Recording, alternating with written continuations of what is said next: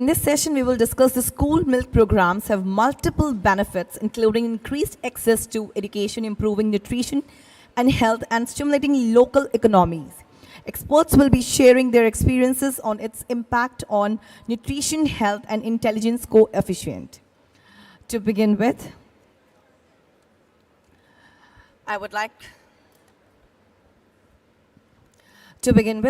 to call upon our chair for this very interactive session. Let's put our hands all together for Mr. Richard Walton. Richard is General Manager in the R&D division of Meiji Company Limited. He has extensive experience in R&D related to dairy, functional foods, and medical foods, and is responsible for international research collaborations. Can we have once again a huge round of applause for Mr. Richard?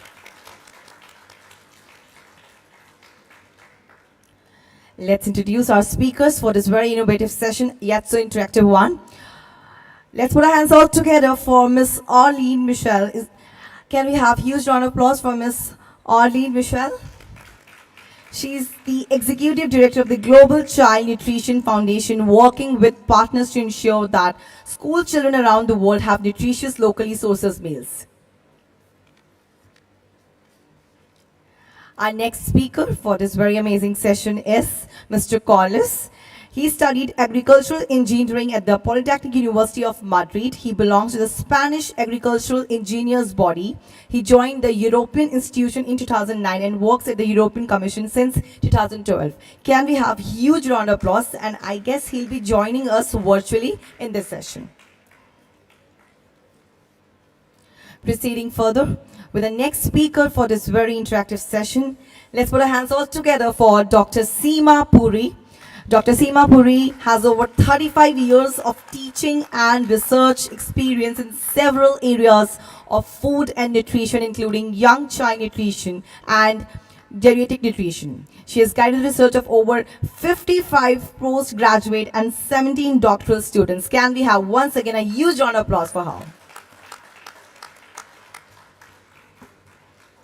Now I hand over the mic to the chair and the speakers, looking forward for a very interactive session. Hello, good. I can hear myself, so I know it's working. Thank you all for taking the time to attend, both in person, and I know people from around the world are also joining virtually. It's an honor to be involved in this. Personally, I do have a passion for this. I sincerely think that this is one of the most important, certainly outward-facing programs that the entire worldwide dairy industry is involved in. Obviously, there are many layers of economic benefit that are associated with these programs. However, the nutrition, the opportunity to provide young children all around the world in many countries, many cultures, many different economic social standing with a good, high-quality nutrition, and I think partially a chance to start off on equal footing at such a young age. I think that's really something that can make us all feel good, because we're all part of that, making that happen, no matter what part of the industry we're in. So.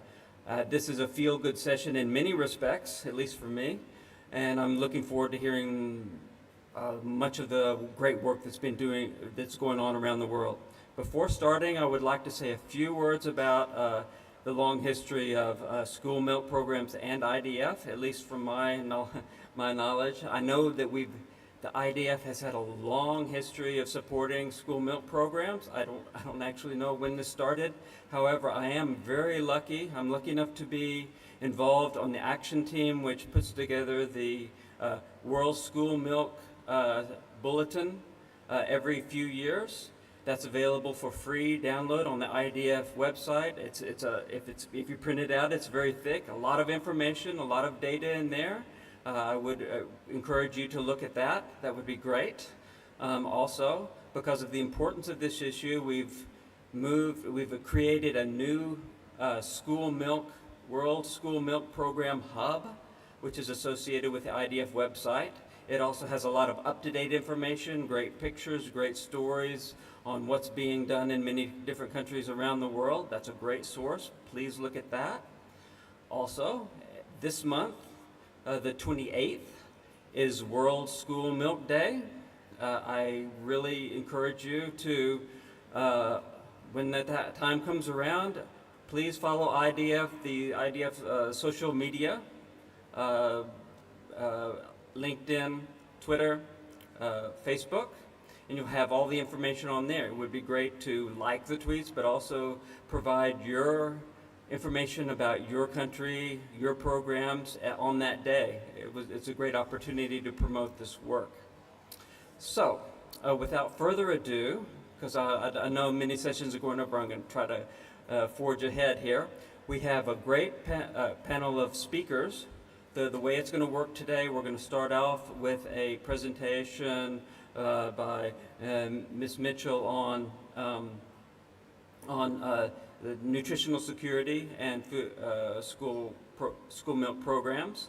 Then, if the technology works, then we'll have some information on the school milk programs as a game-changing solution for the World Food System Summit, UN Food System Summit.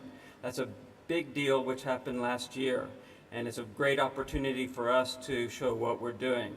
And it's actually, the game-changing solution is world school meal programs, but obviously school meals would not be what they are without the inclusion of milk. So we'll hear a bit about that. We'll also hear from the case study from in the situation from here in India, from Dr. Puri, and then we'll have 3 videos from different parts of the world, and then we'll have a panel discussion. So I'm sure it will be a very enlightening session.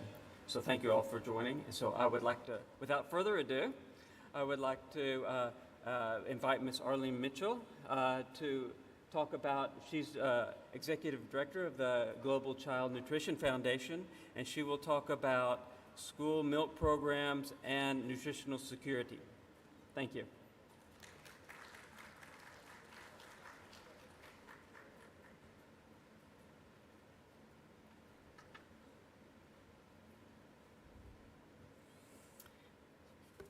Hello, everyone. I'm delighted to be here today. Can you just tell me? Just that? Yeah. Okay. I want to thank the organizers for inviting me. This is a very impressive World Dairy Summit. I'm not sure I knew how many people would be here when I accepted to speak, but I'm delighted to see everyone and very happy to be here. There's a lot to cover in the context of long-term food and nutrition security and the role of school milk and dairy. So I'm just going to jump right in. I work for the Global Child Nutrition Foundation, which is a small, nonprofit, non-governmental organization. And we focus exclusively on school meal programs around the world. But we don't implement those programs. We help governments and others to implement their programs and to use best practices and the best possible evidence. GCNF is best known for an annual forum, a conference focused on school meal programs for people that lead those programs and other stakeholders. And it moves each year to a different location. We've been doing it for 22 years. This year, the forum will be in Benin, Cotonou, Benin, in West Africa, the week of October 24th. A second major program that we have is a global survey of school meal programs. This is funded in part by the U.S. Department of Agriculture, and we have conducted 2 surveys. The first one looked at the 2017-2018 school year, and we just completed a survey that we began in July of last year and completed in March of this year that covers the 2020 school year. So that is the school year probably most impacted by COVID-19. And the report from that survey was just released this week and is available on our website along with other materials and information.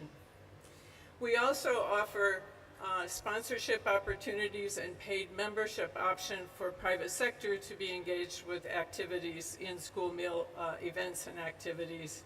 And we provide some consulting and advisory services. So today I'm talking about food and nutrition security. This will exist basically when all people at all times have access to food in sufficient quantity and quality to meet their dietary needs and food preferences. We're also going to talk about school meal programs, and you know what those are, but basically it's programs serving food for children at school or in the form of take-home rations that they can take home with them. Third, we're going to be talking about school milk and dairy and how it fits with these two issues. I don't think I need to tell you that the current food security situation around the world is not very good at all. The COVID-19 pandemic made a bad situation much worse. And then more challenges have been stacked on top of that. There's the warfare in Ukraine and Ethiopia, ongoing conflicts elsewhere in the world, rising food prices, transport prices, climate change, natural disasters. It's already a pretty bad situation, but unfortunately, the prediction is that food insecurity is going to get worse. We're also in trouble on the nutrition front. The world is off course on almost every nutrition goal. For example, we're off course in meeting 5 out of the 6 global nutrition targets for mothers, infants, and young children, including stunting, wasting, low birth weight, anemia, and childhood overweight.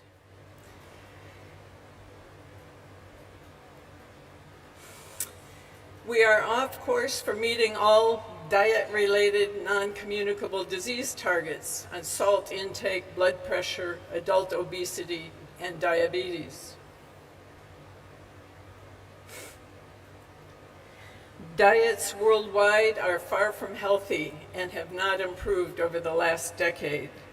No region in the world meets recommendations for healthy diets. Diet-related diseases, and mortality rates are large and they're increasing in most regions. Global food demand is responsible for 35% of greenhouse emissions and is using substantial and increasing amounts of natural resources and short supply resources. So the impact on the environment of our food and dietary habits is also very severe.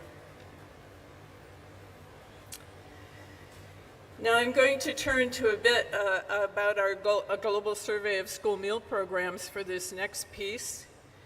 139 countries responded to the survey, the last survey. 125 of those said that they have large-scale school meal programs, so just 14 out of the 139 said they do not have a program. We got in-depth information on those that have programs for the 2020 school year. The survey questionnaire is comprehensive. It asks a few overview questions such as policies for school feeding, financing, infrastructure, etc. But the real focus is on what programs are actually doing. And the questionnaire for the program level is much more extensive. The government appointed focal points in each country, provided survey responses, and got government approval to use the data for our global database. So what did we learn? Well, we learned that about 330 million, at least 330 million children of all ages receive school food in that 2020 school year. You will hear larger numbers cited for the number of children fed, and we know that this number is low for many reasons, but it at least gives us a base level of understanding of how many children are fed to work with.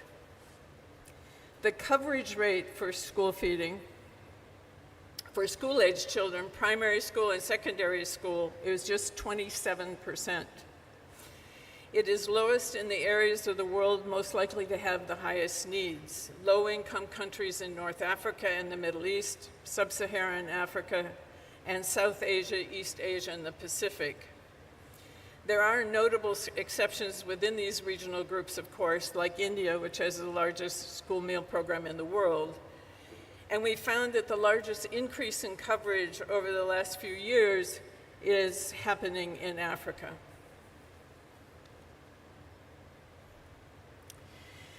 What did the survey tell us about school milk and dairy? Well, a key takeaway is that dairy milk and yogurt beverages are least likely to be provided, of course, in low-income countries. And the region with the very lowest rates of providing dairy beverages in schools is Sub-Saharan Africa. The same is basically true when we look at the results to the questionnaire component about dairy food, not dairy beverages. We ask about fortification in the surveys, and here the picture is really interesting and a bit different. The low-income countries that said that they were using dairy products gave a much higher rate of using fortified dairy products than countries in high-income countries that use dairy products. Overall, the survey shows us that there is a tremendous potential for increasing dairy in schools. There are a large number of children who consistently do not receive milk or dairy. We can think of the gaps in milk and dairy products in school meal programs in four different segments. The first segment is school-age children who receive school food but are not getting dairy. That's the easiest group to target if we're looking at potential. The second group is school-age children who are not receiving school meals at all but are in school.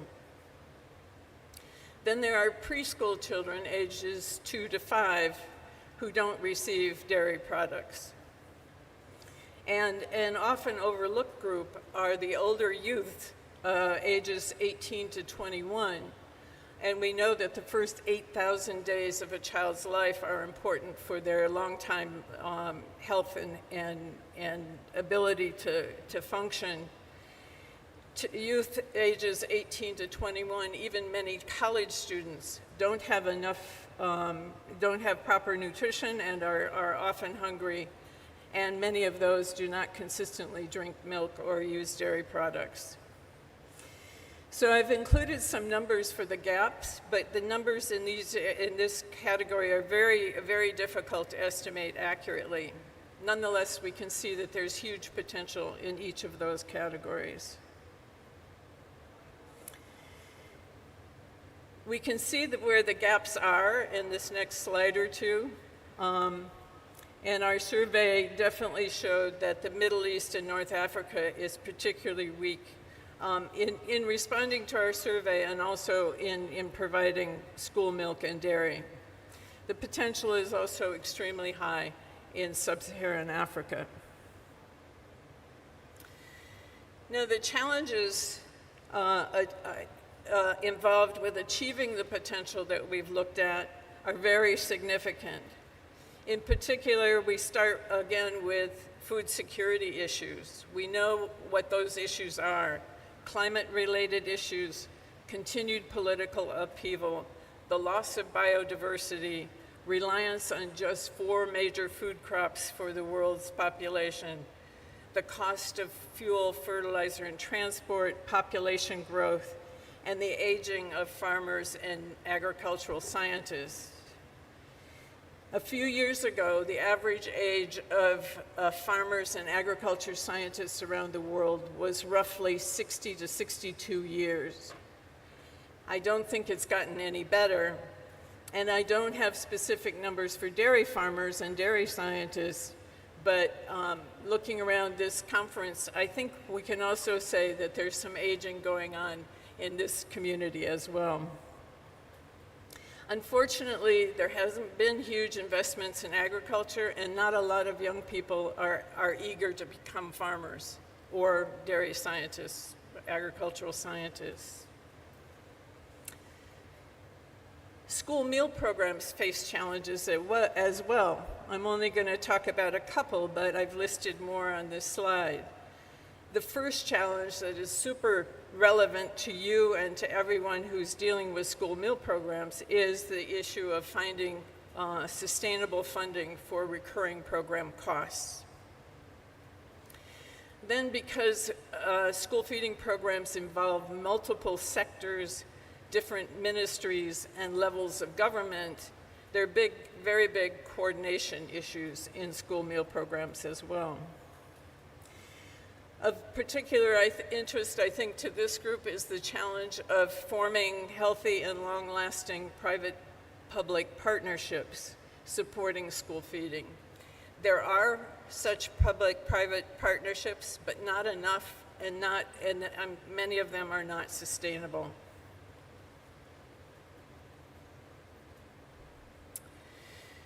So, the dairy sector has particular challenges of its own if we're looking at school milk and meeting the potential for school milk.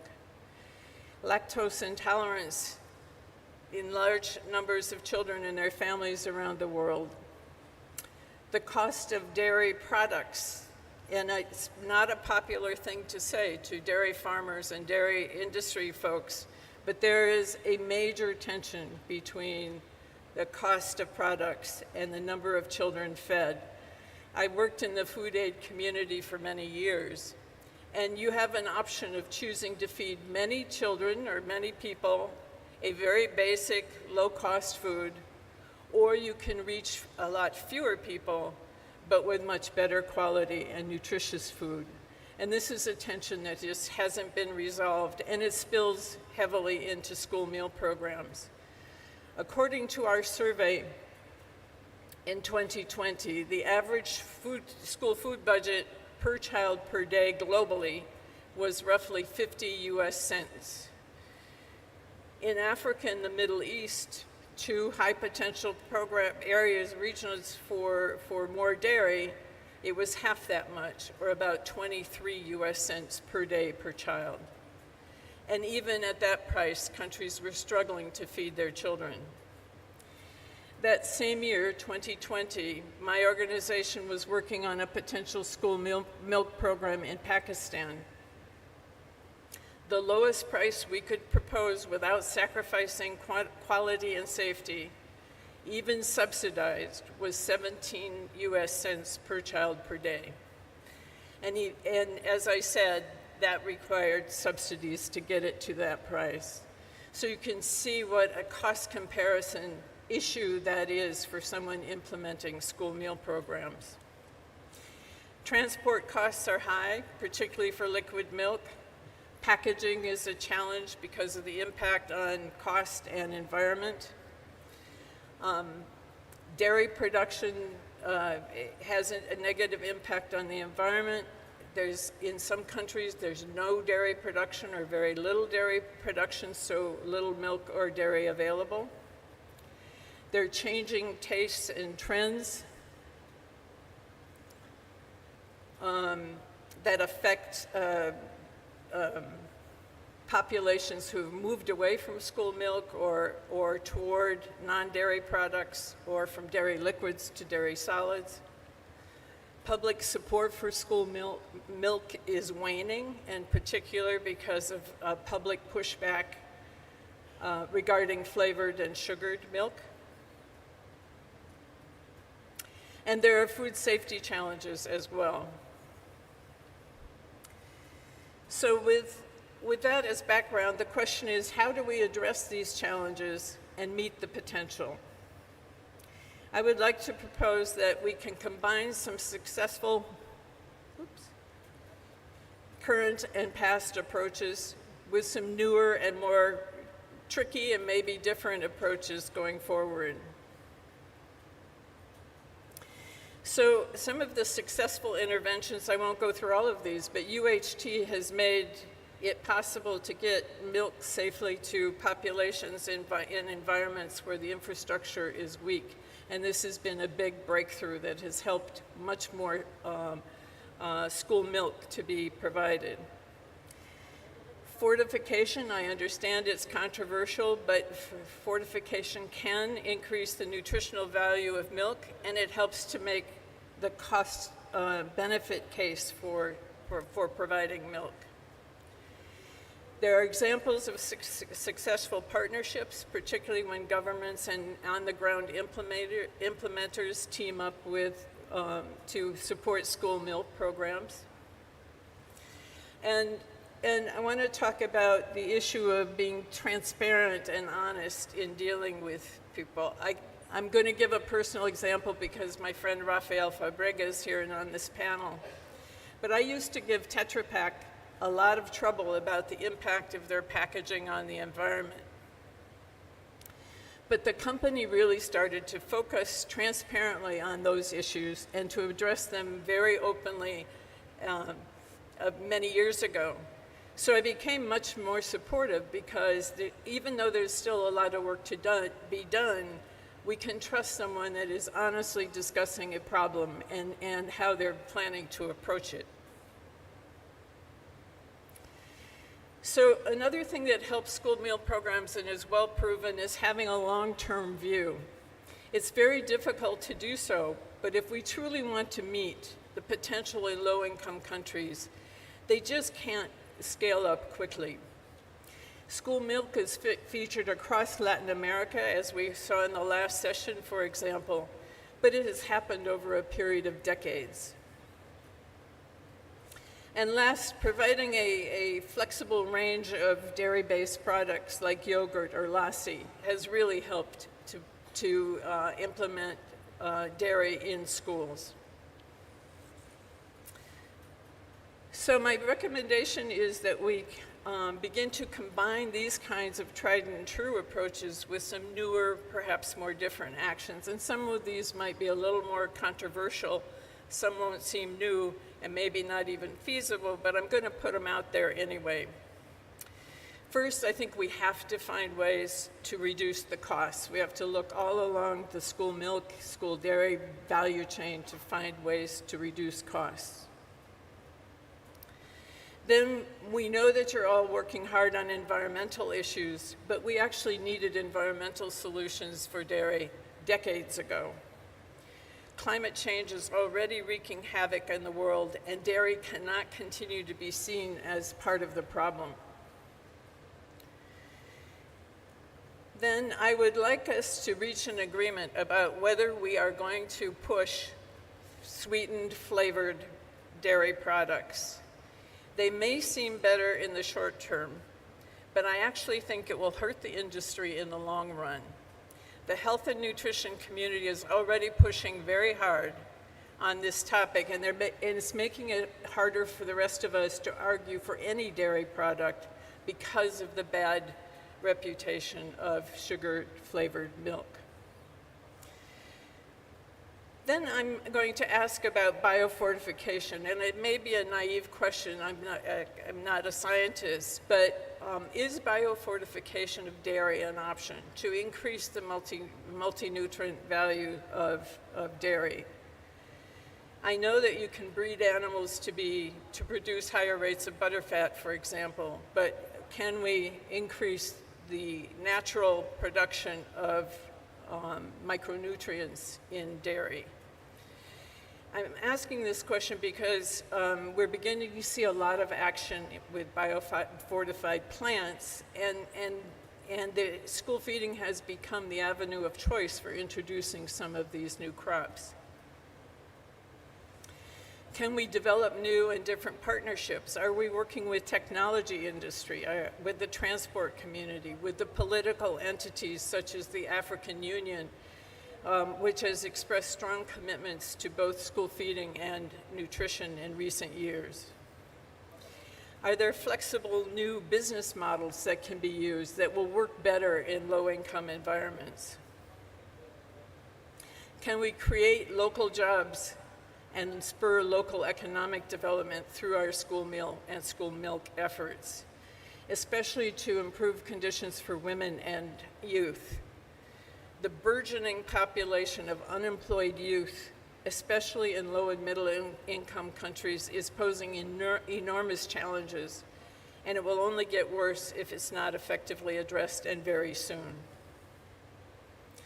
Another option, and this is something that we've begun to explore with the dairy industry and some other partners, is to build better models for introducing nutrition, including dairy, to young children. Dietary habits, as we know, form at a very young age, often younger than school age. This must be done very responsibly, but there is enormous need and potential for reaching preschool age children. I'm just going to make a couple more recommendations before wrapping up, I promise you. And a couple of these are controversial. First, I highly recommend that we all get to know low-income country conditions better, establish local partnerships, and build trust. Many solutions that are proposed to those of us in the school meal community are just plain impractical for low-income countries. And knowing the on-the-ground conditions gets much better results. Next, I beg of you to please, please, please do not enter into shady deals around school milk and dairy. They backfire. It can be very tempting to cut corners, to bribe, or to otherwise wheel and deal, but it harms things. One of the best designs I have ever seen for a program in Africa, a school meal program in Africa, blew up entirely when we discovered that the president of the country had a shady deal with a foreign dairy entrepreneur. It would have siphoned money away from the program, made them rich, and it would have damaged the program. Can we consider more investment in in-country processing and handling facilities, even if local dairy is not an option? A program isn't going to be sustainable if it's entirely dependent on outside resources. Developing local business helps to build political support and protect the program. The next item I propose with a bit of caution because it's much harder than it seems, but I do think we need to continue to invest in new, nutritious, shelf-stable, affordable dairy products that are appropriate for local tastes and condition. All sorts of products have been proposed for low-income country school meal programs in the past, and almost all of them have failed. Nonetheless, I think dairy should be a great starting point for creating new, tasty, and nutritious products for school-aged children. I recommended working also with the naysayers and the dairy detractors to understand and address their concerns, and to do so gently and with integrity, using solid science and honest measures. Otherwise, they will continue to erode public confidence and detract from what you are trying to do. On a related issue, low-income countries are already very skeptical about the private sector and have little experience working with the private sector. And reports of dairy price wars and milk dumping and shady deals and poor quality, etc., have made them extremely wary.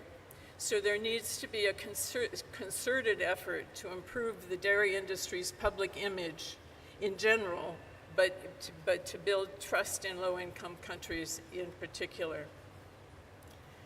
Finally, I urge you to stick with it, to hang in there. Don't sacrifice any of the trust you've already built wherever you're working. Progress takes a lot of time and a lot of trust, but it will pay off, and the world's children need you. With that, I just point out that you can find out more about our work and how to contact us via the website. And I want to thank the organizers for inviting me to speak today, and I want to thank all of you for listening so patiently and for all that you already do for the world and the world's children. Thank you.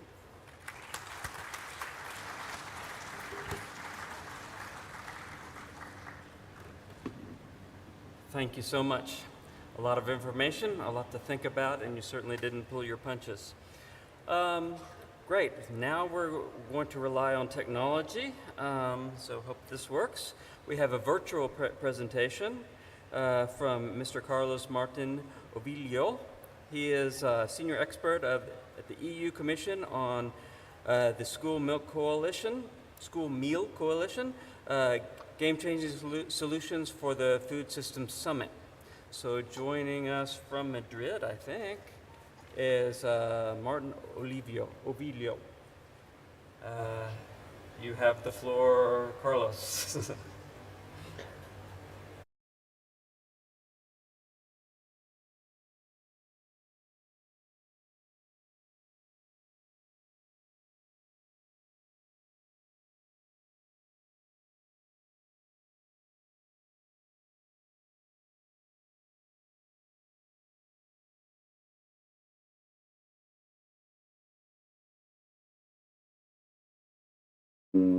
I wish I was in Madrid as the speaker introduced. No, I am in rainy Brussels this morning.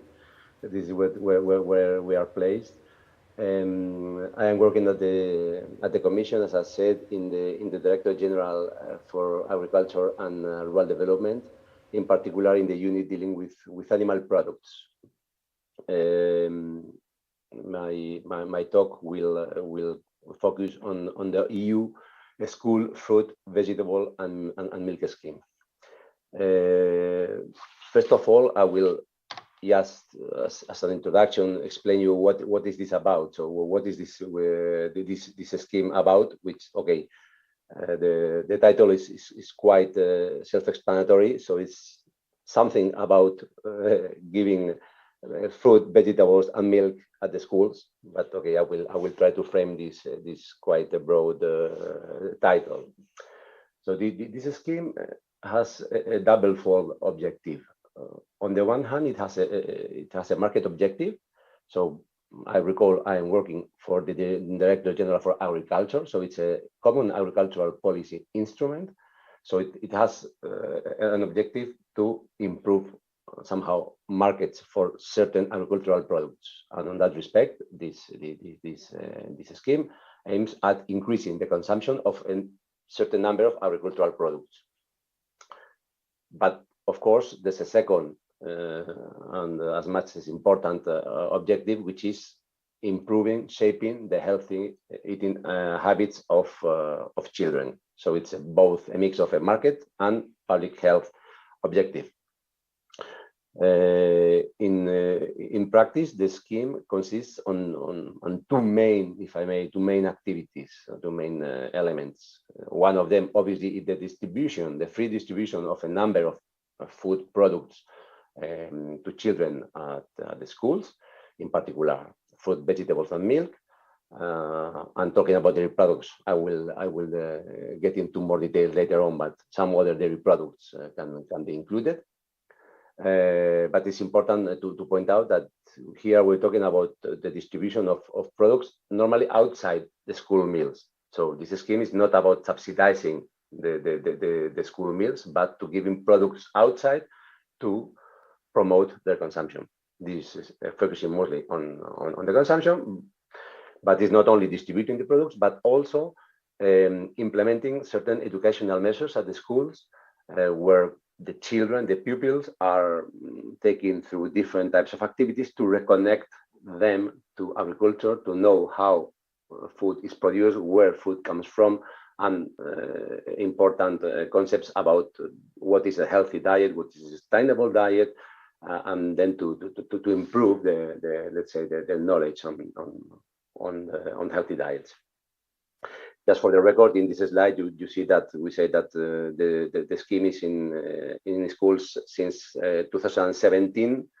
This is the current scheme as it is today, but the scheme that we have today is the result of the merger of two separate schemes. So in the past, we had the school milk scheme, which in fact has been in place for 45 years already. And in 2009, a second scheme for fruit and vegetables was introduced. And then both were merged and started as a single EU school scheme from 2017. The reason for merging, obviously, from an operational point of view, I think it's quite straightforward. The way to improve the efficiency and effectiveness by putting the two schemes very similar in concept together. But also in this, not only by merging, but the review that took place when we put in place the scheme that we have today, put an additional accent on the health aspects. So in the past, the previous schemes were more focused on the part on the consumption on the market, but then the elements on healthiness were strengthened. For instance, now member states, which are the ones implementing in practice the scheme in their territories, they need to give priority to fresh fruit and vegetables and plain milk, plain drinking milk. This is the priority. They can give some other products, but the priorities has to be given to these specific ones. The list of products that is provided to children has to be discussed and endorsed by national health authorities. So normally these schemes are run by the Ministries of Agriculture, but the national health authorities need to endorse the selection of the products. Carlos? And also, Carlos, could you speak a little bit closer to the mic? There's a little bit of an echo. It's a little bit difficult to hear exactly what you're saying. okay, I will stay closer to the microphone. I hope you could at least understand everything I said so far. I wanted to say that since 2017, we also gave a greater focus on educational measures. And actually, these educational measures, which in the past were something, let's say, additional, voluntary, now it's something is compulsory. All member states need to implement these educational measures. Well, that was a way to let's say, to reinforce the role in the scheme. To what school children this scheme is addressed, you have it in the slide, from early levels, from nursery up to secondary education. The budget we have for this scheme is round figures 221 million per school year, out of which 131 would be for milk and dairy products. And there's a possibility for member states to transfer between fruit and veg and milk, depending on their needs, up to a certain threshold. So this is the what is this about, but how we implement it. So we implement it in a shared management, under shared management approach, where both member states and Commission, the European Commission, we have different roles. I start with by us, by the Commission. We set the rules, obviously, these are EU-wide rules. We take a decision annually with the breakdown of the different, so because this budget, I told you, 131 million for milk. This is broken down per member state, and this is decided on a yearly basis, on an annual basis. We control, of course, we do audits to make sure that the scheme is well implemented, and the principle of sound financial management is respected. And of course, we give guidance and facilitate exchange of practices and experiences among member states. But in practical terms, it's member states who are really putting in place the scheme. What do they do? At the beginning of the whole period, because this policy we have now is running from 2017 until next year, 2023, it's a multi-annual strategy.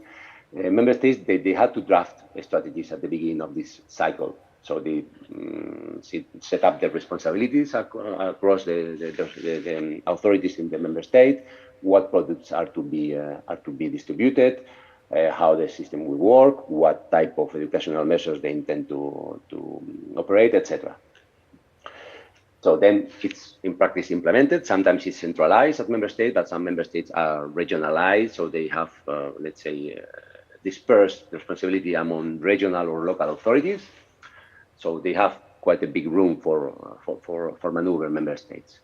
On an annual basis, member states submit us monitoring reports so that we can see what's the execution, what the types of activities they are implementing, and all information is public. You will have a link at the end of the presentation. And at after the end of the cycle, so by March next year, they will have to send national evaluation on the effectiveness of the scheme. So a couple of elements more about the how it works, what member states have to do. I already told you, they have to prioritize fresh fruit and vegetables and plain drinking milk. These are the key products, and I'm glad because I see that some of the elements that were presented by my predecessor in the previous presentation, I believe they are addressed with our current scheme. She was mentioning that we shouldn't push, for instance, for chocolate milk or this type of things. It's quite clear that the scheme, as regards dairy products, the priority should be on plain drinking milk. Of course, member states, they can also supplement with other dairy products such as cheese, yogurt, or some other fermented products. That would be a bit the rule. There is the possibility still for member states, exceptionally, I would say, to distribute products which are flavored, or they have some, for instance, for milk, cocoa milk, etc. But that should be, let's say, the exception to the rule, and the union fund is limited only for the milk component of the product. So if a member state is supplying yogurt with fruits or with some or cereals, it's only the milk part of the product which would get union fund. We have a very strict rule on added sugars, salt, fat, sweeteners, and flavor enhancers. Also something that was recalled in the previous presentation. No? So the rule of thumb is that no added sugars, salt, fat, sweeteners, etc., can be added. So that's the rule of thumb. But as any rule, there might be some exceptions. So within certain limits, which we set at the Commission at EU level, we set as certain limits, and always under the surveillance of the national health authorities, these levels can be, a certain quantity of other added sugar, salt, fat, etc., could be added. But again, within the limits that we set and under the supervision of national health authorities. Last but not least, other products can be included. I am only talking about fruit, vegetables, and milk. But Carlos, some of your slides aren't changing, so maybe make sure we're on the same page here. Yes, I am still in the same page. I am that's the right one. Okay, But thank you. I wanted to extend a bit more these some practical elements on the how, what's it about. So I am still in the same slide. I have only a few ones. But just to finish with this slide, I wanted I was saying that some other products can be included, not to be distributed recurrently as fruit, vegetables, and milk, but for instance, honey or olive oil that can be also distributed, but only in the framework of these educational measures. So in the framework of these measures, there can be some workshops or tasting or cooking activities, and in this framework, some products, some additional products could be included for the children to taste, to learn about them, etc. So just to be clear, last couple of messages. I'm sorry, Carlos. Just to be clear, Yes? we're still on the how slide. Is that where you are? I am in the how. Oh, Yes. okay, good. Okay. I am still talking about how. Okay, good. Yeah, but the how is quite wide, so that's why I could stay hours explaining the how. But I am about to finish this slide. Don't worry. Last a few messages about how, because I think it's important, and maybe it will be discussed later on. Certain challenges that the implementation of this type of scheme represents. On the one hand, the need for member states to coordinate inside their territory with authorities, what type of children or schools will participate, what type of products they are receiving, what type of educational activities will be given, etc. It also is challenging for the suppliers, because in the end, the products that are delivered at the school are supplied by companies, by SMEs, and there are some logistical issues in relation to the delivery of the products. Also requires the involvement of teachers and school staff for the distribution of the products, for the implementation of the educational measures, and also it requires regular communication with parents to make sure that the messages that the kids receive at the school, they also permeate and they go to their families. And now, yes, I finally scroll my slide. I move to some data, but here I think it's I will go a bit faster, just to give you some examples of and figures of what is being done normally. So in terms of the number of children participating in the scheme, here you have data for the last 4 school years. We used to have somehow around a bit less than 19 million children. So 1 every 5 children below 18 years old was participating in the scheme.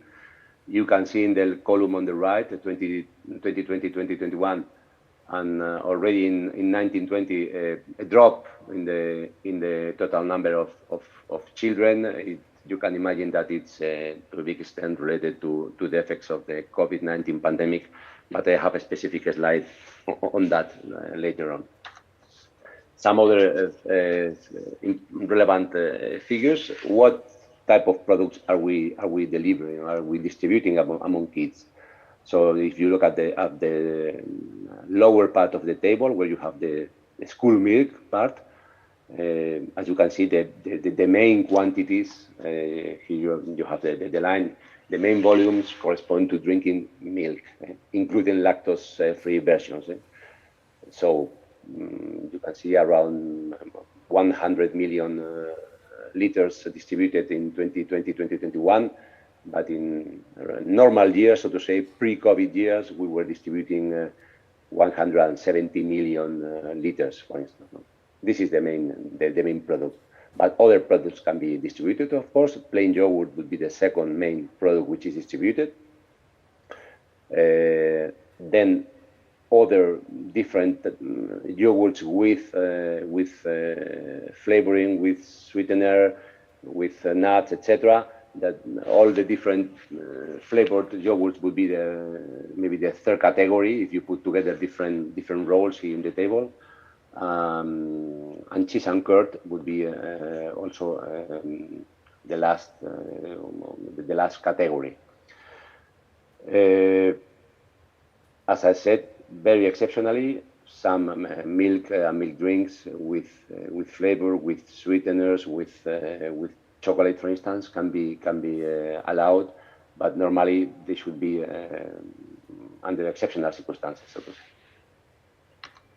In this slide, you have basically the same information, but broken down by member state. I don't think it's relevant for the audience now that I go in so many details. The slides will be available for any of you, and the details are available in our website. So I think I can quickly pass to the next slide, which is showing some examples of very nice and interesting activities. So in the previous couple of slides made reference to what we distribute for free from children, and this is the other part of the scheme, the educational measures. And there's a big variety of the types of measures that educational measures that member states are implementing. For instance, doing school trips to farms, to greenhouses. Sometimes they do the cooking workshops. You can see, for instance, in Greece, on top of the screen, they produce very nice food pyramids they did together with children in the schools so that they could learn how to, what are the elements of a healthy diet.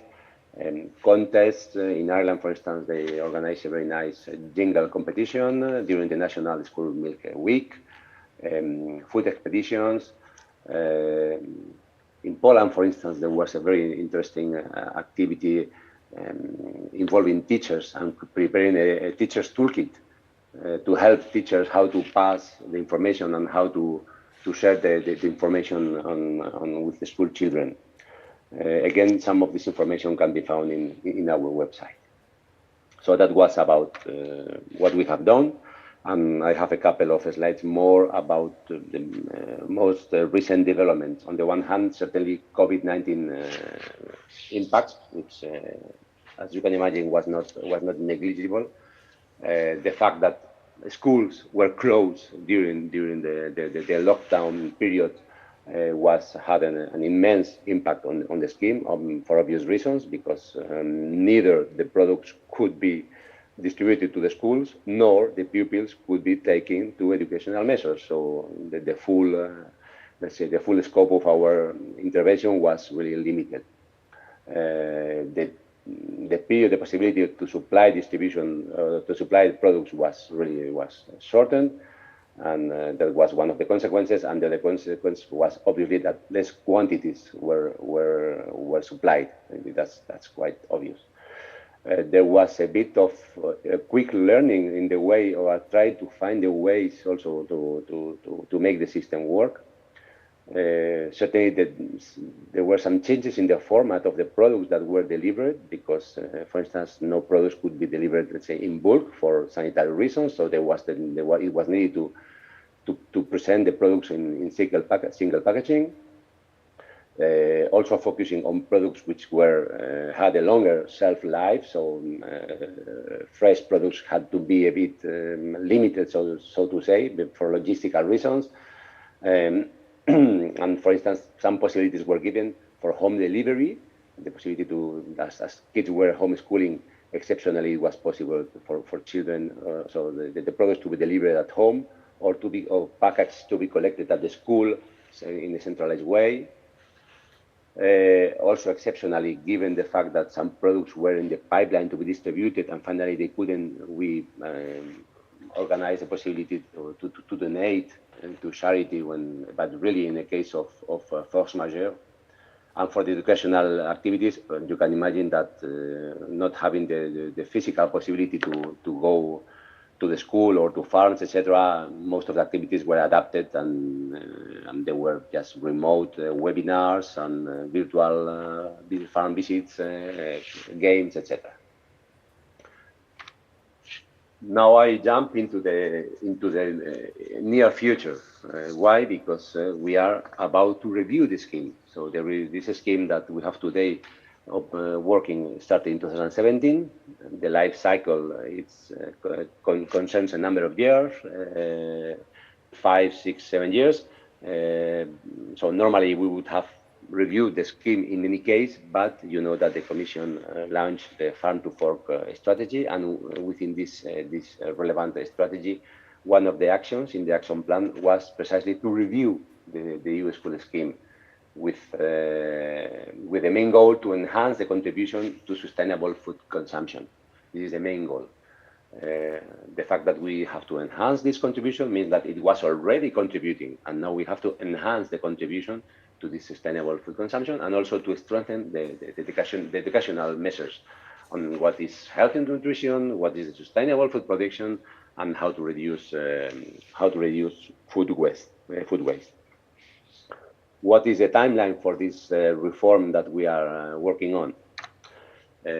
Well, actually, we started already last year. We started what we call the Inception Impact Assessment Roadmap. So we published the main goals and elements of this review of our policy, and we asked for feedback from stakeholders. We received some feedback from stakeholders.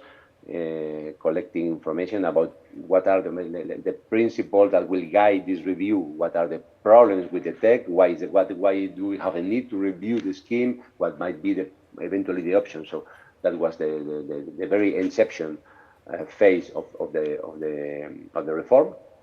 We operated a public consultation before summer. So from May to July this year, there was a public consultation. So hopefully some of the people in the audience know about it and actually contributed to the consultation, where we wanted to gather more information from stakeholders, citizens, etc., about a number of elements of, for instance, how effective the scheme is today, how efficient it is, how burdensome it is the range of products that we have appropriate, what should be the attributes of the products to be given in the future, what should be our policy towards this added fat, milk, salt, etc. How could the governance be improved? So these are the type of questions that were asked in the public consultation and that will be part of the whole process. Okay, thank you. The next event in the pipeline, and I'm about to finish, is in autumn, in November. We will run a public conference, but we will share all the results of these previous steps, and hopefully we will outline already some options for the future. And the goal is to have a commission proposal for the review of the scheme by the end of 2023. Great. We're And running with up this, against here time. you have a couple of links. The link to our website and our email address in case anybody wants to reach out to us. And with this, I finish my presentation. Thanks so much for your attention. Thank you very much for your important work that you're doing and taking the time. I assume it's very early where you are. Thank you very much. Without pausing any further, I'm going to, those with the long overviews, and we're going to move to a more focused presentation now from Dr. Seema Puri, and she has a resume that's quite long and detailed. She is one of India's foremost experts on nutrition in many areas, but also childhood nutrition. So she will kindly give us an overview of some of the work being done here in India.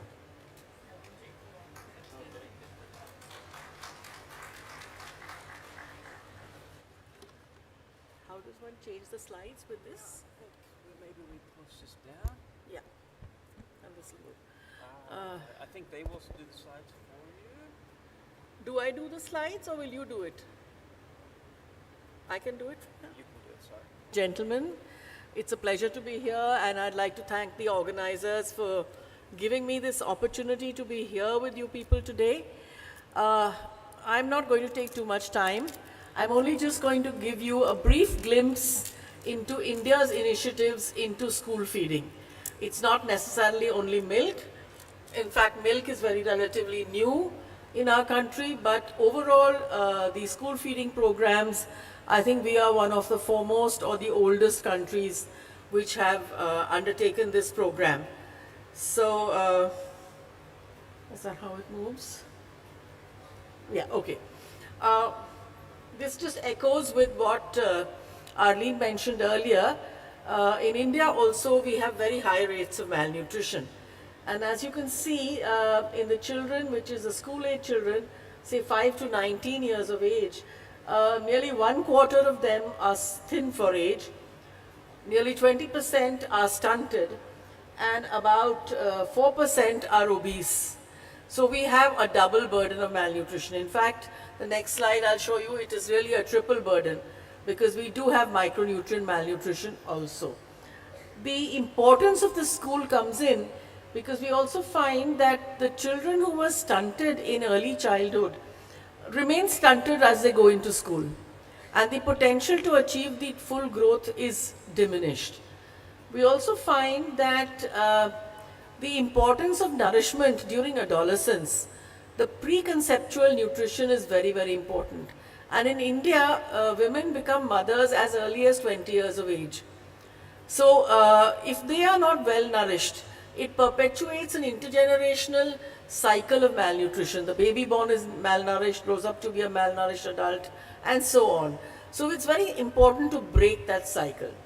And then, of course, we know that nutrition interventions in early childhood provides opportunities for well-being even much later on in life.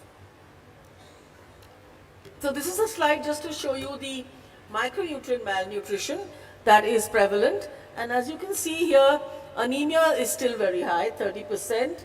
Vitamin A deficiency, all double digit. Vitamin A, vitamin B12, vitamin D deficiency, all of them are in double digits, between about 13 to 14% to 30%. I've just given an illustrative map of India on the side with vitamin A deficiency prevalence. And what I'd like to emphasize, while the averages are what I've put in the text, it varies across all the states. So there would be some states which have much lower numbers and some states which have much higher numbers. So we cannot really generalize. India is a vast country and it's like many countries of Europe put together.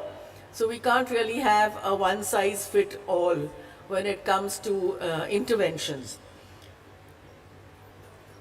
So I'll come back to the midday meal program now. In fact, the midday meal program we started as early as 1960s. And in fact, in the state of Tamil Nadu, it started as the Tamil Nadu noon meal program of the chief minister in those early 60s. And by 2002, it has been universalized. That means every school child in India, in a government school, is getting a midday meal program, is getting a midday meal. So it's basically the world's largest school feeding program, which covers classes 1 to 8. And it's covering about 118 million children today. And now with the Prime Minister's drive towards eradication of malnutrition, under the PM Portion scheme, they have also included the pre-primary classes into this scheme. The aim of the midday meal program was to attract children to school, to retain them in school, to prevent school dropouts, and to improve their performance. And as you know, it started in the 1960s. The main aim at that time was to address the energy and protein gap. And really the thought of micronutrients came in much, much later. So the midday meal provides about 400 to 750 calories and about 12 to 20 grams of protein. The policy is done by the state government, the central government. The central government gives subsidized food grains for the program, plus some additional cost for the cooking, transportation and all. And any other additional benefits like vegetables or eggs or milk has to be borne by the state government. And therefore the menus or the patterns will vary across different states, depending, as Arlene said, very important thing, political will, the government which is in power, the resources that they have, etc., etc. So these are some pictures of the midday meal being distributed. A menu is always displayed in every school. We have several different types of models. So we have a centralized model where big, large kitchens are cooking the food and distributing it to, say, 20 schools, 30 schools, 50 schools in and around their kitchen, the mother kitchen. And then we also had models where in remote areas, tribal areas, where food may be cooked there itself. So different models are there for the midday meal scheme. And interesting to tell you that in the COVID-19 situation also, the government made every attempt to provide take-home rations. So children were given ration or they were given a cash subsidy to cater for the missed food that they were not getting while the schools were closed. Since this is a dairy conference and we're talking about milk feeding programs, I'm going to talk about this initiative of the National Dairy Development Board's Foundation for Nutrition, which is the gift milk scheme. And I'm sure I don't need to reinforce it here, but you all know that we have a very strong dairy cooperative movement. We had Operation Flood, and we have now a surplus supply of milk in our country. From a dairy deficient nation, we've become a dairy surplus nation. And therefore, the NDDB set up this Foundation for Nutrition in 2015, 2016, basically to provide nutritional support to children and vulnerable groups for through any products that are made from the dairy products, and therefore in a way contribute to reducing malnutrition. So this gift milk program is a school milk program where 200 ml of flavored milk, now of course many places it's fortified with vitamin A and D, and this is supplied to government school students at school premises on all working days. Till now, the NFN has covered about 80,000 children in 262 schools in over 11 states. And 50% of these are girls, 40% are vulnerable populations, and it's about 10.7 million units of milk distributed. Okay, so I think this was an earlier presentation I sent, so it's got an overlap, but just to tell you what happens here, the main objective of the gift milk program is to promote consumption of milk and milk products, to improve the nutritional status of the beneficiaries, and to reduce dropout rates. So what they're doing is they are inviting corporate or companies to fund the production of this milk, which is then distributed to the particular schools. So this is of course in areas where they're able to get the financial support from various organizations. This is a small study which was done to study the impact of this gift milk program. That means basically the importance of milk. And after 1 year of the intervention, they found that there was a 10% decrease in stunting. There was an improvement in weight. The IQ was a little more superior than the control group. The vitamin B12 and calcium levels were better. And more important, the attendance increased in the schools. So these are some pictures of the school milk program. And like I told you now, recently India has mandated the fortification of milk, the FSSAI, and therefore gift milk also is now in areas where possible distributing fortified milk. And fortified milk is fortified with vitamin A and D, and the levels of fortification are given here. Okay, another initiative which we have in schools is the promotion of school and community gardens. So children are encouraged to grow vegetables in the gardens, and these vegetables can be used in the school feeding program, or they are distributed among the children to take home and consume. So they not only learn about the vegetables, they talk about the benefits of eating those vegetables, and there's an interest in the whole activity. Besides this, there's another government program which is a weekly iron and folic acid supplementation program, where all children between 6 to 12 standard are given free iron and folic acid supplements to prevent anemia, and deworming is done, and along with that, of course, information and counseling is done. On the other side, like I said, this is all about addressing undernutrition. The other concern that comes in is about overnutrition, because we have about 4% overnutrition also among children. And what do we do about that? So for that also there are certain programs which are on in schools. A very important regulation which came up in 2020 is that the schools are not allowed to serve high sugar, salt, fat foods in their school canteens. And even around 50 meters of their school, there can be no shop set up which sells these unhealthy foods. So this was a very strong initiative which was taken. Then of course under the Ayushman Bharat, again a national program, there is a school health program where nutrition education is done, counseling is done, basically to improve the lifestyle and health nutrition behaviors of these children, so that they lead healthy lives and they don't get into problems of non-communicable diseases like diabetes, hypertension and all later on in life. Okay, and these are basically for 1 hour a week, and every Tuesday is an activity day. I'm just about to finish. So this is some pictures of the nutrition health education which is done under this Ayushman Bharat. You can see some posters, activity cards. It's basically through fun and games. And the children really enjoy this, and they also inculcate healthy behaviors. And then, of course, we have the Eat Right India movement, a very big initiative which is all over the country, which is based on 4 pillars of eat healthy, eat safe, eat sustainable, and mindful eating. And this again, health and wellness teams are made. The parents and the teachers form these teams. They are trained by FSSAI, and they in fact impart health and nutrition education or healthy eating behaviors to the children. The focus is on food safety as well as on nutrition. And then of course the FSSAI also, based on various ratings, they certify an educational institution as an Eat Right campus. So there's a competition every year, and there's a competition to get that certification, and a lot of activity about inter-school competitiveness, which makes this a successful program. So again, just a few pictures of this. And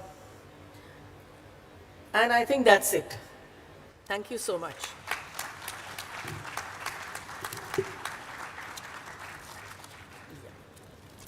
Oh, I'll take this.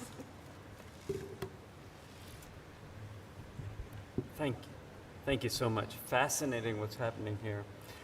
Now we're back to a technical session of this. We're going to have my understanding is 3 short films right in a row, showing case studies of how school milk programs are being implemented in Kenya, Germany, and China. I think they'll run in succession.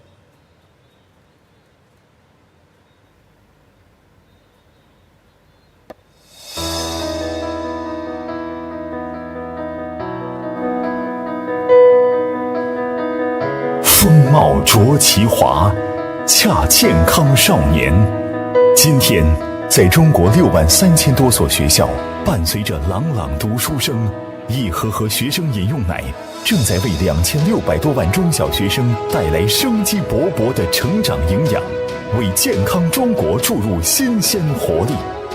这一切都始于2000年，由原农业部、教育部等国务院7部委联合启动实施的国家学生饮用奶计划。这是我国第一个由中央政府批准并组织实施的全国性的中小学生营养改善专项计划。川流岁月，奔腾不息。20年来，在党中央、国务院的高度重视和关怀下，国家学生饮用奶计划推广工作的先辈们高掌远职，砥砺前行，在万般不易里实现了学生饮用奶从无到有，从局部试点到全面推广，从大中城市到城镇农村的历史性发展。薪火相传，守正创新。2013年，中国奶业协会接过历史的交接棒，整体承接国家学生饮用奶计划推广工作。2017年发布了国家学生饮用奶计划推广管理办法及5项学生饮用奶团体标准，让推广工作有法可依、有标可循。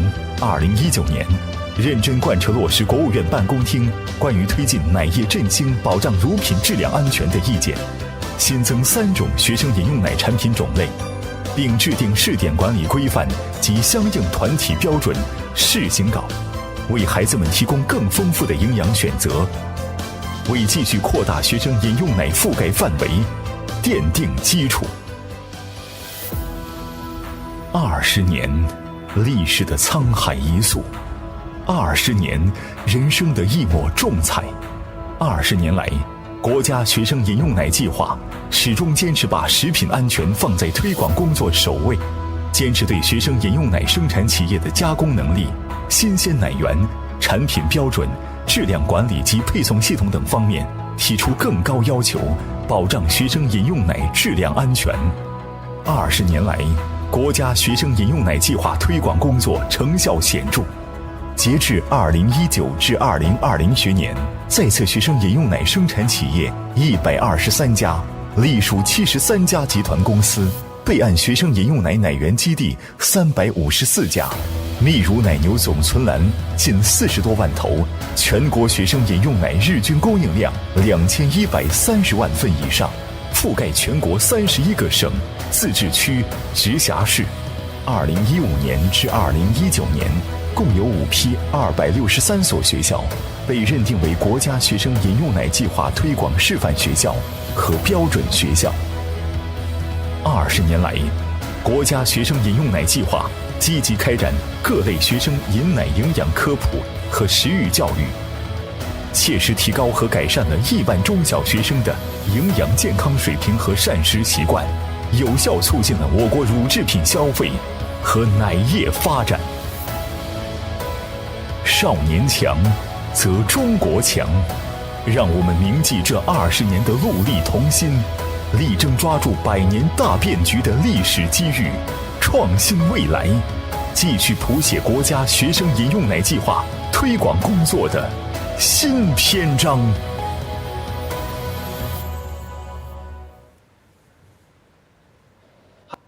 Hi, I'm Frank Maurer, Head of Public Relations at the Dairy Association in North Rhine-Westphalia, German federal state with the highest number of inhabitants. I will be presenting the EU school scheme in Germany, North Rhine-Westphalia, and the implemented educational measures focusing on the dairy sector.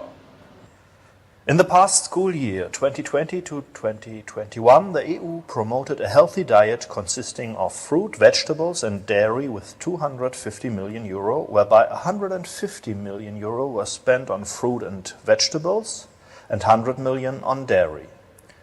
This imbalance is even bigger in Germany, with a 28 million euro budget for fruit and vegetables compared to 10.5 million euro for dairy products.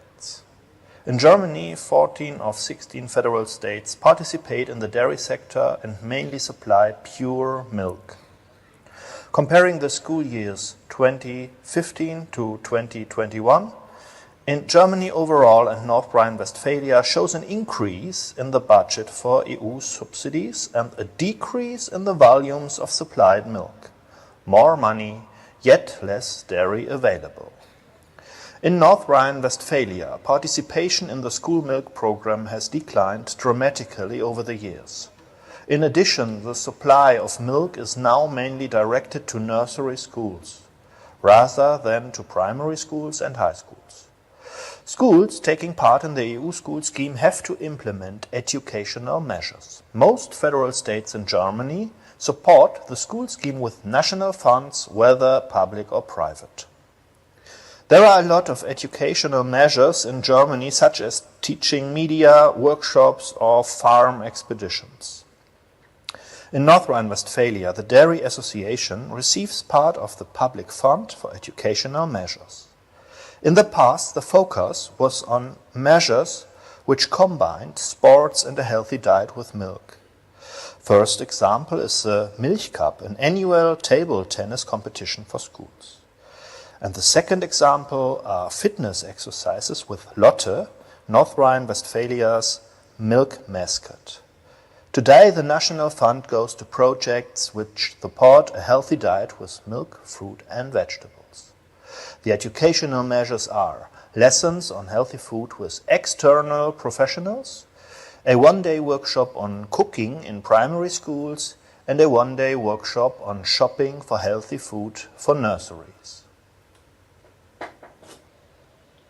Milk is an essential healthy food and the necessary nutritional addition many children need.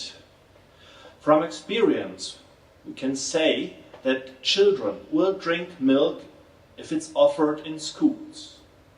We will continue to advocate for milk in schools. Let's find a sustainable way together.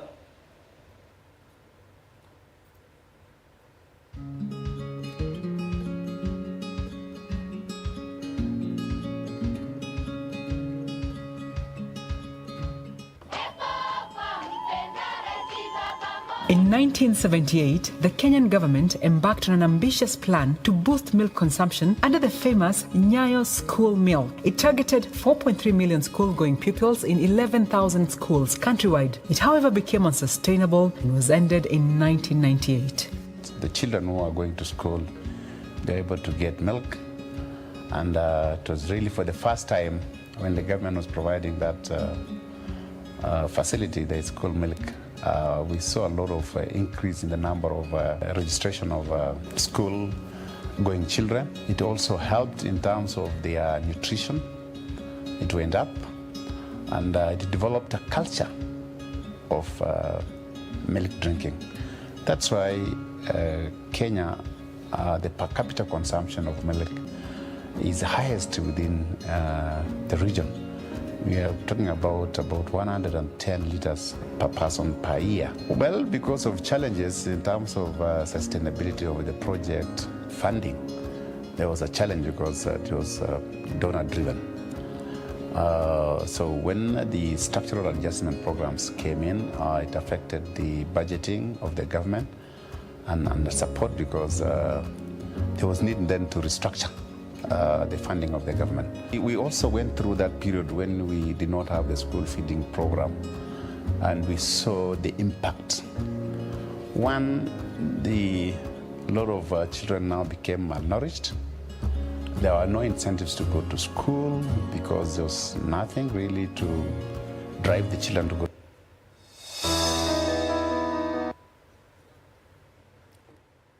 All right, everyone. So those were the case studies from 3 different countries, and we just went through the same. That's time for panel discussion, and we already have our chair and fellow speakers here, but I would like to invite 2 more people.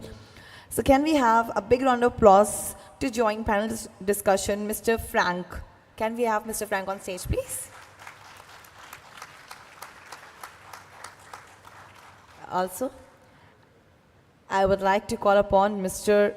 Rafael on stage to join panel discussion. Once again, can we have a big round of applause for Mr. Rafael? Okay, is this working?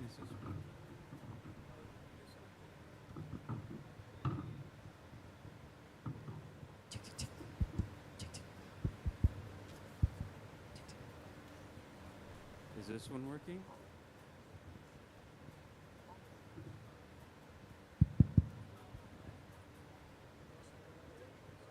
Hand it over to him. Okay, can you hear me? Great.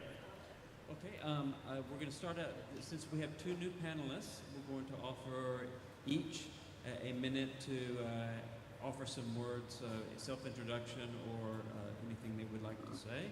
I'll start off with Raphael Fabriguet he's from Tetra Laval Food for Development, Director. Thank you. Thank you very much.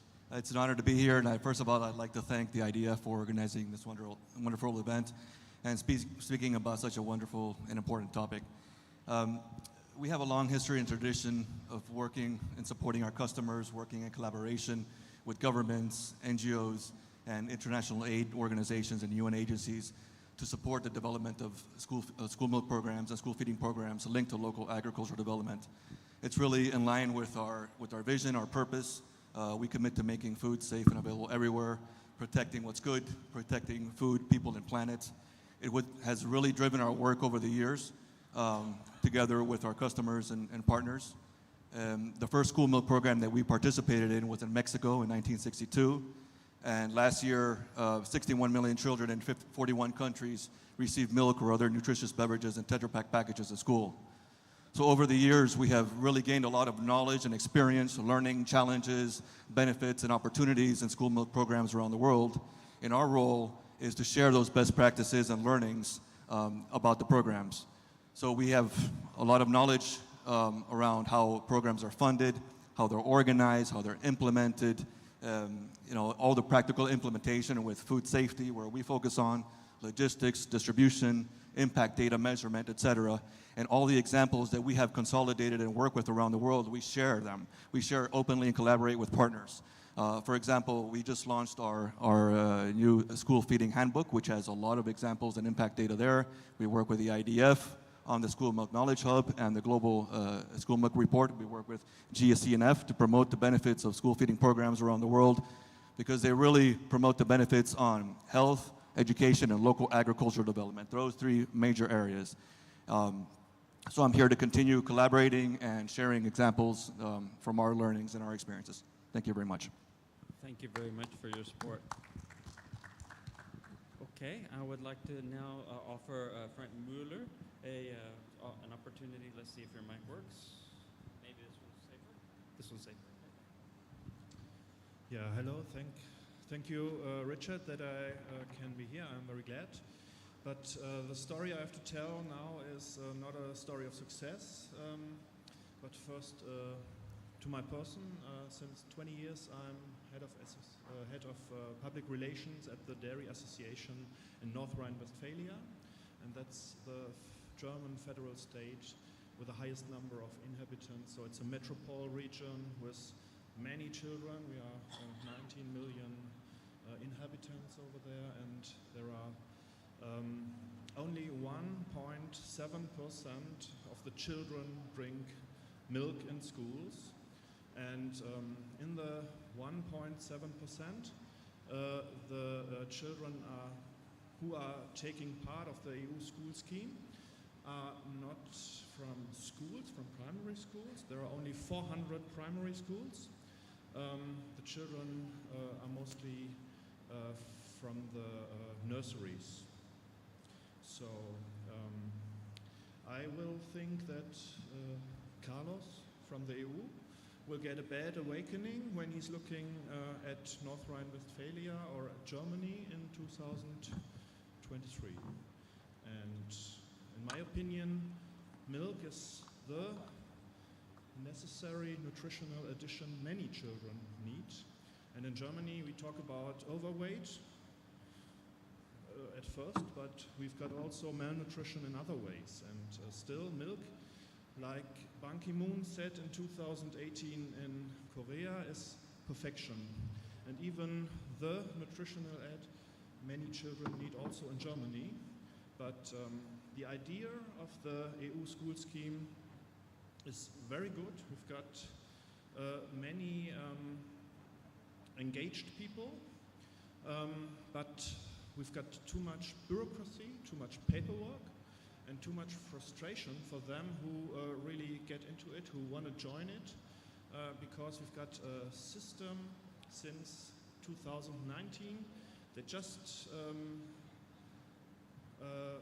made this milk scheme as a fruit scheme. For this fruit scheme, you can say it's a story of success. But if you look at the milk particularly, it's a decrease since 5 years.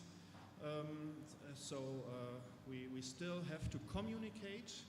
And my request is, let's talk about milk in Germany. Thank you very much. I would like to follow up on that in the discussion. I had the opportunity to have some back and forth with the presenters before we started this session, so there are a couple questions I would like to start off with, and at some point I will open it up to the audience. One question which which came up clearly as number one, and many people mentioned it, is sustainability.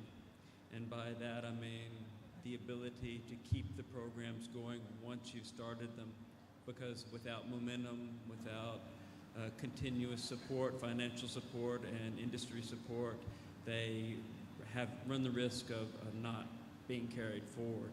So concerning that question, I would like to throw the floor back to Frank and see if he would like to comment on sustainability of the food school milk programs. Thank you. That's a great question. And having worked over the years in many countries, we see a variety of areas where it's important that governments and partners really focus on to have the programs be programs and not projects, right, for the long term. So number one, I would really like to stress the importance of collecting the impact data, right? But it's not only impact data on the improved school attendance, enrollment rates, and nutrition, of course, but the impact data across the dairy value chain. So the economic development, the jobs that are created, how many smallholder farmers are contributing to the programs and have access to that. So with that impact data, it starts from that, and that's how you justify funding and legislation and policy. You prove that it works, you measure it, and then you can advocate for long-term policy which guarantees funding for the programs. Then the third point is community engagement and involvement. It's so important that the parents and communities are involved. This program is for the children and for the communities. How do you know, we saw great examples of how you engage with the community. The program should have that as really one of the key pillars for that. And the fourth point is the strong link to the local agricultural development. As I mentioned, measure the impact on how many farmers, what that means to the local economies and the national economy, and how dairy can play a role in promoting that.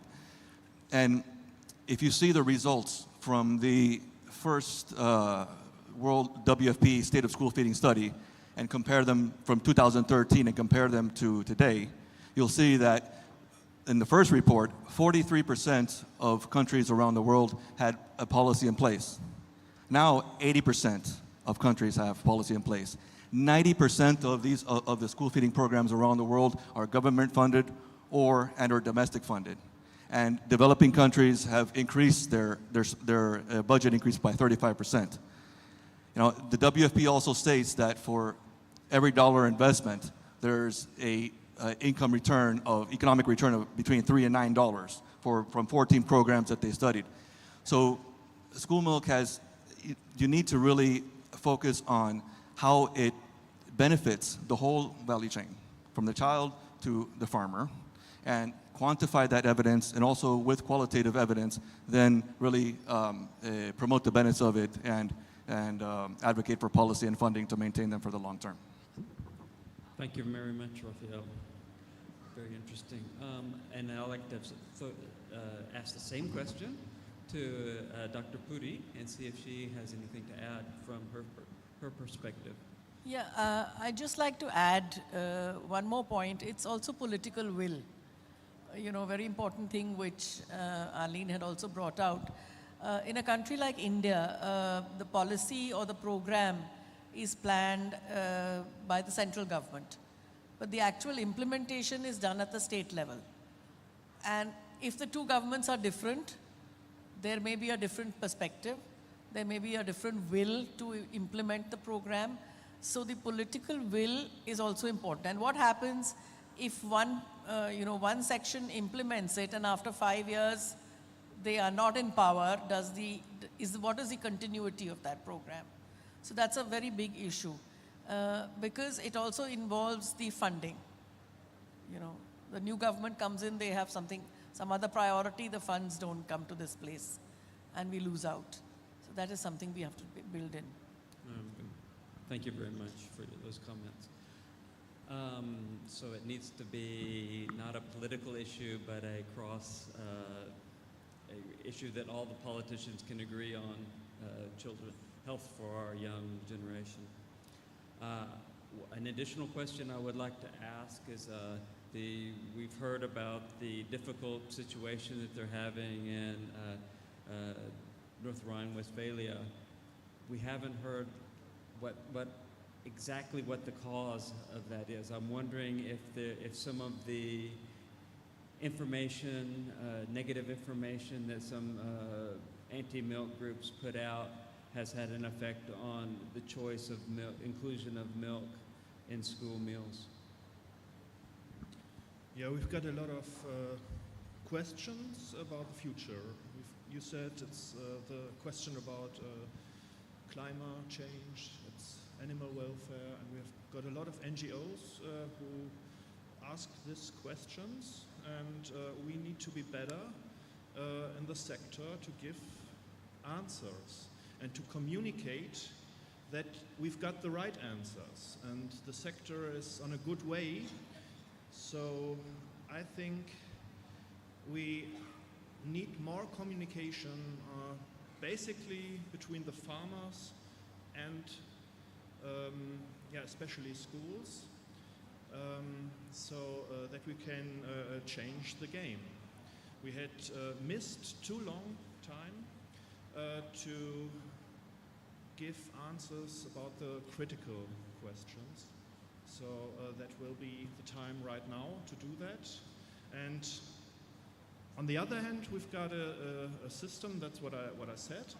I can do advertising and many people want milk, but in the way it is now in Germany, we've got schools who want milk at school, and in April they apply for that.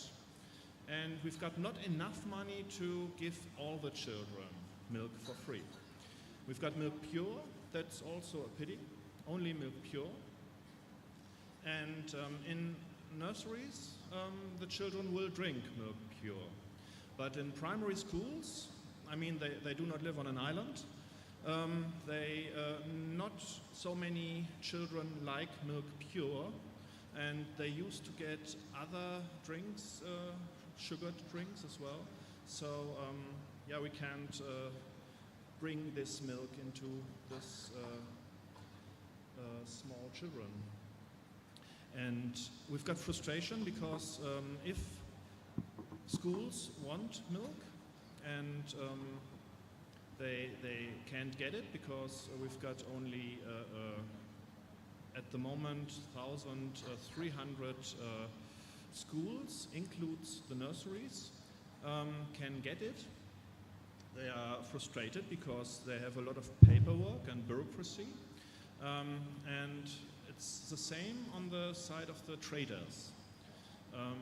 Since this year we lost the last big dairy company who was giving a lot of school milk in North Rhine-Westphalia at schools.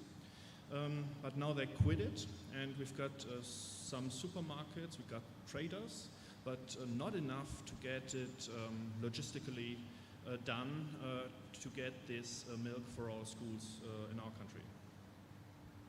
We out of time? Okay. I'm sorry, we've run over. That was my fault, I guess. But I think you can all agree with me that it was a fascinating group of presentations, and I would like to thank all the speakers again for all their insight in what's happening in their world. And I would like to thank all of you for attending. And one more hand for all the participants, please. And now I would request Mr. Richard to come forward to share the memento with our speakers. Sir, we would like you to be here because we want to share the mementos with the lovely speakers who have given us time. First, let's hear it for Miss Adeline. A big round of applause for Miss Adeline.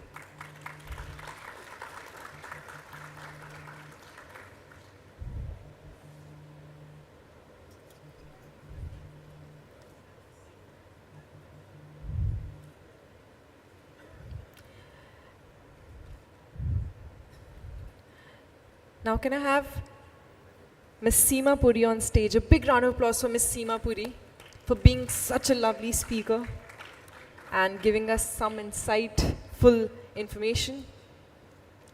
Big round of applause, guys, yes.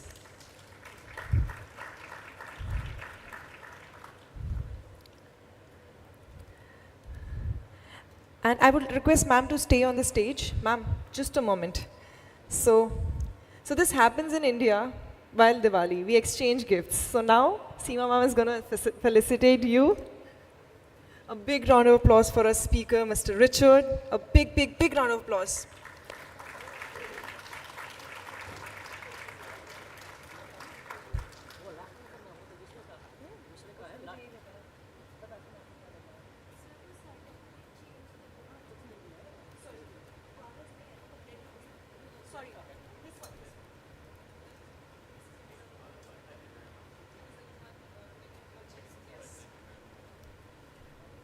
So we could not felicitate Mr. Carlos because he was attending it virtually. So a big round of applause for Mr. Carlos as well. Thank you so much. And there's some important information that I want to pass on. The next session that was supposed to happen here is happening in the next hall, that is Rathi. So the session that you're expecting to happen here is going to happen in Rathi, and the one that was happening in Rathi is happening here. So, yes.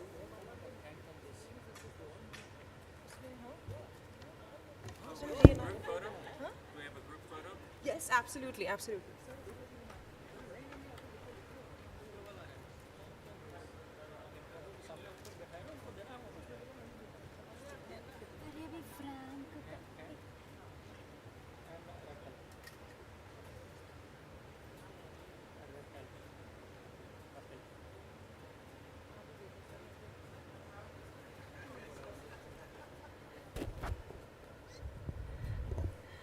And I would request Mr. Richard to again come, join with me to give another felicitation. We want to share this with Mr. Frank and Mr. Raphael. So we missed out on 2 names. We're extremely sorry for that. Mr. Frank and Mr. Raphael, since I joined midway, a big round of applause for Mr. Frank.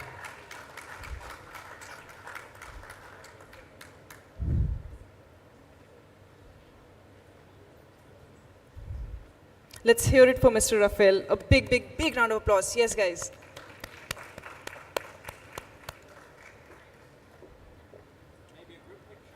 Again, of course, I would love that, sir. Thank you so much, sir. Thank you.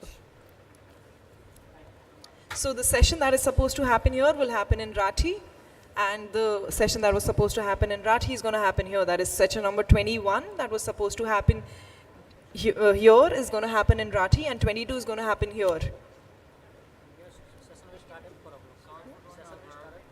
And session will start sharp at 4 o'clock, so you can be here as well as there. So completely your choice. Enjoy both the sessions. You can enjoy the sessions live as well.